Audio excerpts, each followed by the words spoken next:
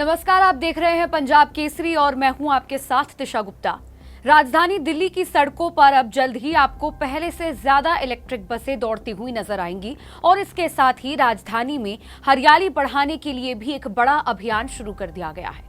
यानी एक तरफ प्रदूषण कम करने की कोशिश और दूसरी तरफ दिल्ली को ज्यादा ग्रीन बनाने की तैयारी।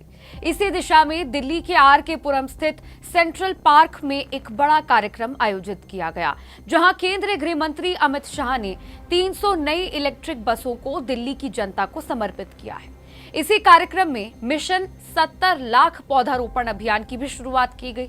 सबसे पहले बात करते हैं इलेक्ट्रिक बसों की।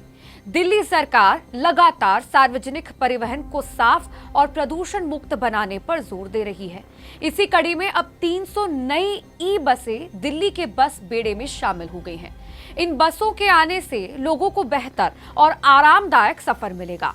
साथ ही डीजल बसों पर निर्भरता भी कम होगी।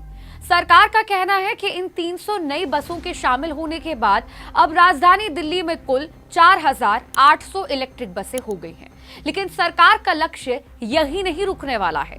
योजना है कि साल 2027 तक ई बसों की संख्या बढ़ाकर 7,000 की जाए और साल 2028 तक इसे 14,000 तक पहुंचाया जाए।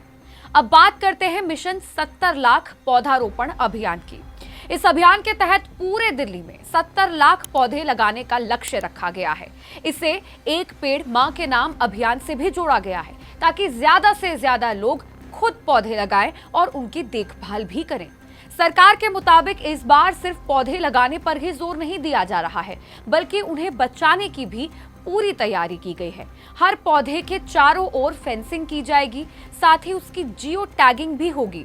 इस दौरान मुख्यमंत्री रेखा गुप्ता ने कहा कि सरकार ने अपने बजट का 22% हिस्सा ग्रीन कवर बढ़ाने के लिए रखा है। इसके तहत राजधानी दिल्ली में 100 ऑक्सीजन पार्क बनाने की योजना है, जिनमें से 11 पार्कों का काम शुरू भी हो चुका है। उनका कहना था कि सिर्फ पौधे लगा देना काफी नहीं है, उन्हें बचाना भी उतना ही जरूरी है। इसीलिए RWA और अलग अलग संस्थाओं को भी इस काम में शामिल किया जा रहा है और उन्हें इसके लिए बजट भी दिया जा रहा है।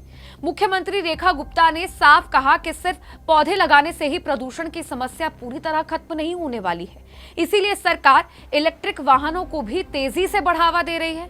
नई ई बसें और बड़े स्तर पर पौधारोपण, ये दोनों कदम मिलकर दिल्ली में प्रदूषण कम करने की दिशा में अहम भूमिका निभा सकते हैं। ऐसे ही और अपडेट्स के लिए देखते रहिए पंजाब केसरी। नमस्कार।